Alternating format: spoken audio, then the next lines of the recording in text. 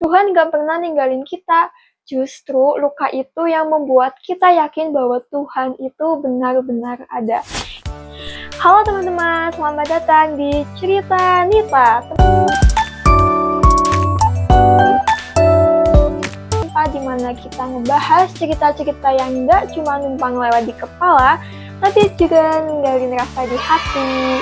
Nah teman-teman, biasanya aku cerita soal pengalaman pribadi atau hal-hal yang ringan, tapi kali ini aku pengen ngajak kalian ngobrol tentang film yang dalam banget nih.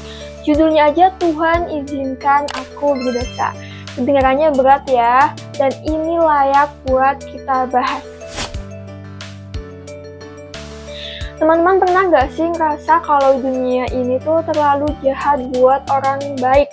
Ketika teman-teman udah berusaha jadi orang yang lurus, tapi justru malah dilukai sama orang yang kelihatannya itu paling suci gitu.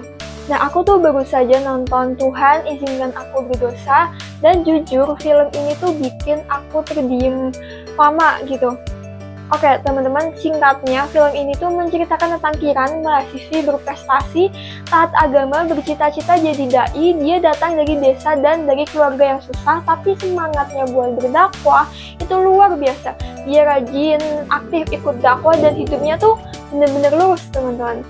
Aku memilih mencintaimu dalam diam, ya Allah. Sebab dalam kesepian tak ada makhluk lain yang memilikimu.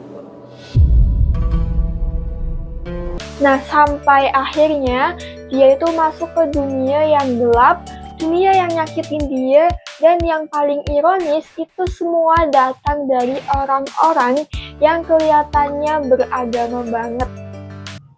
Beliau ingin ta'aruf ke Kiran. Makanya saya antusias untuk bantu kamu. Tapi gitu, seringnya saya bantu mahasiswi-mahasiswi cemerlang, tapi ujung-ujungnya kok gitu, kejebak perkawinan usia muda. Nah, yang bikin film ini tuh kuat ceritanya, itu gimana Kiran, cewek soleha yang semangat berdakwah, justru disakiti sama orang-orang yang pakai topeng agama. Dari ulama besar yang ternyata punya 2 istri dan mau nikahin dia, sampai dosen yang ngelecehin dia.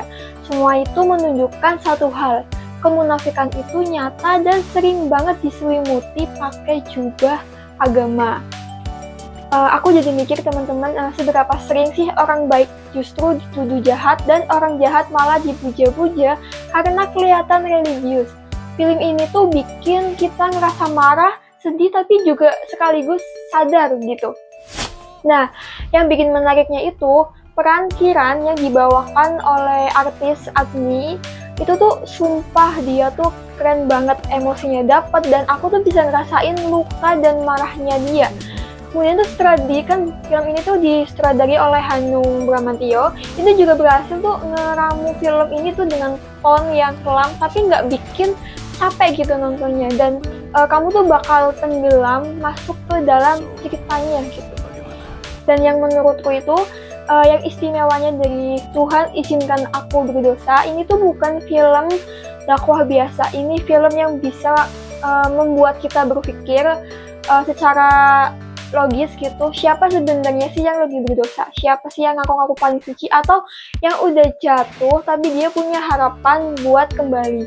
Dan film ini juga ngajarin kita kalau kamu pernah disakitin, dijatuhin, bahkan sama orang yang kamu percaya, jangan pernah nyalahin Tuhan, karena Tuhan gak pernah ninggalin kita. Justru luka itu yang membuat kita yakin bahwa Tuhan itu benar-benar ada. Itu bisa salah satu kalimat yang menurutku itu sangat bisa membuat kita tersadar bahwasanya selama ini tuh Tuhan itu selalu ada dimanapun, atau seperti apa bentuk kita, seperti apa keadaan kita, seperti apa iman kita tuh sebenarnya Tuhan itu selalu ada bersama kita. Nah teman-teman, aku yakin dari kalian yang nonton video ini ada yang sudah nonton, ada yang udah lihat cuplikan-cuplikannya di media sosial, Instagram atau TikTok atau yang lainnya, juga ada yang belum nonton. Nah, bagi kalian yang udah nonton, komen dong menurut kalian nih siapa karakter yang paling ngeselin, atau bagaimana yang bikin kesannya tuh sangat emosional gitu. Kemudian teman-teman jangan lupa like, comment, and subscribe ya. Karena di cerita Nita, kita nggak cuma bahas film, tapi juga cerita-cerita yang nyentuh hati lainnya. Sampai ketemu di cerita selanjutnya. Dah!